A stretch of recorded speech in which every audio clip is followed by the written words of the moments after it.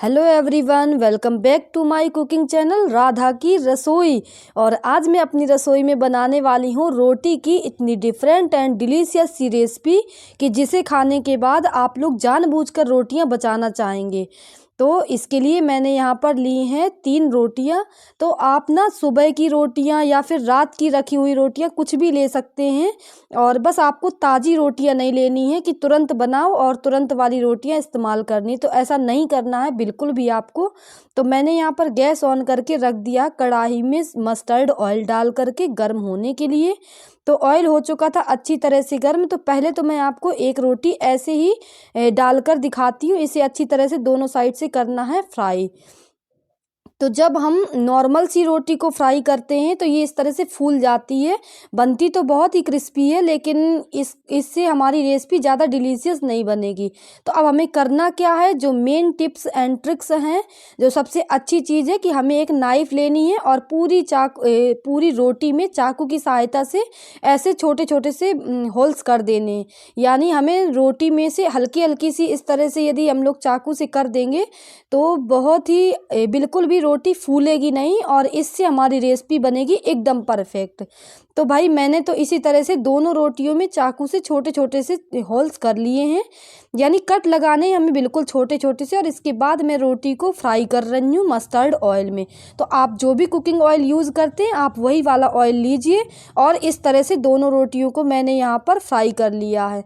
तो ये रोटी तो हो चुकी है पूरी अच्छी तरह से क्रिस्पी।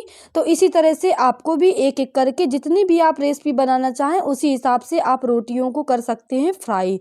तो भाई मैंने तो 2 रोटियों की ही रेसिपी बनाई है, और ज़्यादा यदि आप बनाना चाहें तो आप और भी ज़्यादा बना सकते हैं। तो अब मैंने यहाँ पर ले लिया है एक आलू, जिससे कि वॉश करके और छील करके इसको बिल्कुल छोटा छोटा सा ही रफली चॉप कर लिया है। और अब इसे हमें कर लेना है उसी कढ़ाई में फ्राई। तो आप जो भी खाने वाला ऑयल यूज़ करते हो उसी से इन आलूओं को भी फ्राई कर लीजिए। तो गोल्डन ब्राउन होने तक फ्राई करने के बाद मैंने गैस ऑफ कर दी थी और सारे आलूओं की पीसेस को निकाल लिया था साइड में एक प्लेट पर। तो इसके बाद में अब आलू रख देते हैं साइड में, और साथ में मैंने कुछ वेजिटेबल्स कट की हैं। तो आपके पास में जो वेजिटेबल्स हो आप वही लीजिए। तो मैंने यहाँ पर प्याज, टमाटर और शिमला मिर्च, गाजर, थोड़ी सी मूली और हरी धनिया पत्ती, हरी मिर्च, और साथ में ले लिया था मटर बॉईल किया हुआ। तो लगभग मैंने 7-8 मटर को ही बॉईल किया था। और बाकी आप इसमें से कोई भी सब्ज़ी हटा भी सकते हैं जो आपको पसंद ना हो या फिर आपके घर में ना हो। तो आप अपने टेस्ट के अकॉर्डिंग कम या ज़्यादा कर सकते हैं सब्जियों को।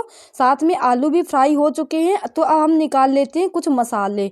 तो यहाँ पर मैंने हल्दी पाउडर, मिर्च और साथ में चाट मसाला और थोड़ा सा ले लिया था भुने जीरे का पाउडर, थोड़ा सा काली मिर्च पाउडर और काला नमक और रेगुलर नमक ले लिया था टेस्ट के अकॉर्डिंग। तो अब मैंने इसी वाली कढ़ाई में से ऑयल हटा दिया है और बिल्कुल थोड़ा सा ऑयल रखते हैं। और अब हम इसकी बना लेते हैं एक परफेक्ट स्टफिंग। तो थोड़ा सा जीरा डाल करके और एक चुटकी हींग डाल करके डाल देंगे ये सारे आलू जो हमने पहले से ही फ्राई किए थे। तो आप ना इसकी स्टफिंग बनाने के लिए अपने टेस्ट के अकॉर्डिंग जो भी मसाले आपको पसंद हो वो आप ऐड कर सकते हैं। तो मैंने यहाँ पर ये बॉईल किए हुए मटर डाल दिए और साथ में डाल दिया था पूरा जो हमने मसाले निकाले थे प्लेट में अलग से। तो सारे मसाले भी मैंने इसी टाइम पर डाल दिए हैं। और इसके बाद डाल देंगे इसमें टमाटर। तो टमाटर को भी हल्का सा ही सॉफ्ट होने देना है और इसके बाद में परफेक्ट स्टफिंग हमारी बनकर हो जाएगी रेडी। तो भाई मैंने टमाटर को तो 1 मिनट तक ही भूना था और ये लीजिए हमारी परफेक्ट स्टफिंग हो चुकी है बनकर रेडी। तो मैंने अब ना गैस को ऑफ कर दिया है और इसे रख देते हैं साइड में ठंडा होने के लिए। और जब तक हम दूसरी प्रिपरेशन कर लेते हैं, तो ये हमारी यहाँ पर परफेक्ट स्टफिंग बनकर हो चुकी है रेडी। और आप देख भी सकते हैं कि कितनी देखने में ही ये टेम्पटिंग सी लग रही है। तो अब ये जो 2 रोटियाँ हमने फ्राई की थी इन्हें रखते हैं। और इसके बाद सबसे पहले एक रोटी में लगा देते हैं टोमेटो केचप और एक रोटी में लगा देते हैं ये ग्रीन चिली सॉस। तो आप चाहें तो दोनों सॉसेस ऐसे ही एक साथ लगा सकते हैं, लेकिन मैंने 2 टाइप की बनाई है ये रेसिपी।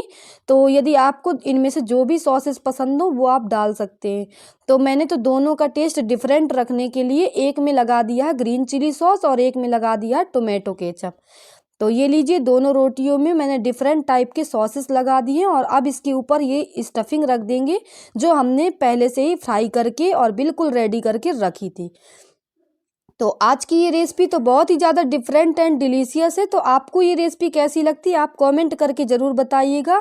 तो मैंने दोनों में स्टफिंग लगा दी है अच्छी तरह से। तो बस स्टफिंग लगाने के बाद में ना आपको जो जो चीज़ें पसंद हो आप वो अपने टेस्ट के अकॉर्डिंग सारी चीज़ें यहाँ पर ऐड कर सकते हैं।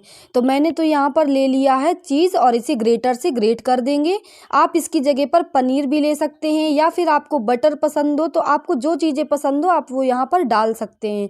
तो मैंने तो यहाँ पर चीज़ ही ग्रेट कर दिया है दोनों ये रोटियों की रेसिपी के ऊपर। और आज की रेसिपी रियल में बहुत ही ज़्यादा डिफरेंट होने वाली है। आज से पहले आपने ऐसी रेसिपी कभी नहीं खाई होगी। और जब भी जो भी हमने हरी सब्जियाँ काट कर रखी थी ना, अब इनके ऊपर आप प्याज, टमाटर, शिमला मिर्च, हरी धनिया पत्ती और गाजर जो भी चीज़ें हैं वो सारी आप इसके ऊपर डाल दीजिए। तो बहुत ही परफेक्ट सी हमारी ये डिलीशियस सी रेसिपी बनकर होगी रेडी। तो आज की वीडियो यदि आपको पसंद आए तो वीडियो को कीजिए लाइक और अपने फ्रेंड्स में कीजिए शेयर। और यदि चैनल पर नए हैं अभी तक आपके अपने चैनल राधा की रसोई को ज्वाइन नहीं किया है तो प्लीज़ इसे भी कर लीजिए सब्सक्राइब। आपको मेरे चैनल पर इसी तरह की सिंपल, इजी और टेस्टी रेसिपी हमेशा मिलती रहेंगी खाने के लिए। तो आज की रेसिपी आपको कैसी लगी कमेंट करके ज़रूर बताइएगा। तो मैंने यहाँ पर सारी चीज़ें ऊपर से डाल दी हैं और अब डाल देंगे फ्रेश हरा धनिया। तो भाई अब इसका टेस्ट थोड़ा सा और डबल करने के लिए ना ये जो हमने इसके ऊपर चीज़ डाला है तो इसको हल्का सा मेल्ट करना बहुत ही ज़रूरी है। तो यदि आप चाहें तो ऐसे भी खा सकते हैं, ऐसे भी बहुत ही डिफरेंट और डिलीशियस लगती है, लेकिन मैं तो इसको हल्का सा मेल्ट करूँगी। तो जो चीज़ मैंने हल्का सा ग्रेट करके रखा था वो ऊपर से भी और डाल दूँगी और इसके बाद अब इसे गैस ऑन करके दोबारा से लगभग 1 से 1.5 मिनट के लिए इसे मेल्ट होने देंगे। तो चीज़ हल्का सा मेल्ट होगा तो उसका टेस्ट और भी ज़्यादा अच्छा आएगा। तो भाई तो अब गैस को ऑन करना तो बहुत ही ज़रूरी है। वैसे तो आप देख सकते हैं कि कितनी टेम्पटिंग सी लग रही है ये हमारी डिलीशियस सी रेसिपी और एक देख कर ही खाने का मन कर रहा है और मुंह में आ रहा है बिल्कुल पानी। लग रहा है अब तो इसको बिल्कुल भी कुछ ना करना हो और जल्दी से खाने को मिल जाए। तो ये देखिए मैंने यहाँ पर इस एक साइज़ की ही 2 प्लेट्स ली हैं और इन प्लेट्स में मैंने दोनों एक एक रोटियों की इस रेसिपी को रख दिया है। और दोनों साइड गैस ऑन करके एक तरफ कढ़ाई और एक तरफ फ्राइंग पैन रख के इन दोनों प्लेट्स को ऐसे हम रख करके और ढक देंगे एक किसी भी लिड से या प्लेट से। और इसके बाद इसे 1.5 मिनट या 1 मिनट के लिए जब तक कि हल्का सा ये हमारा चीज़ मेल्ट ना हो जाए तब तक हमें इसे बिल्कुल स्लो फ्लेम पर पकाना है। तो पकाना तो क्या है, बस केवल इसको मेल्ट करने तक ही वेट करना है। तो आप लोग चेक कर लीजिएगा कि 1.5 मिनट का टाइम लगता है या फिर 2 मिनट का। तो ये देखिए हल्का सा चीज़ हो चुका है मेल्ट। तो मैंने गैस को कर दिया है ऑफ और इसके बाद अब इसे आराम से निकाल लेना है एक किसी भी, क्योंकि प्लेट हो गई होगी गर्म तो आपको आराम से ही निकालना है और जलना बिल्कुल भी नहीं है। तो ये लीजिए हमारी रेसिपी बनकर है बिल्कुल रेडी। तो बाय बाय।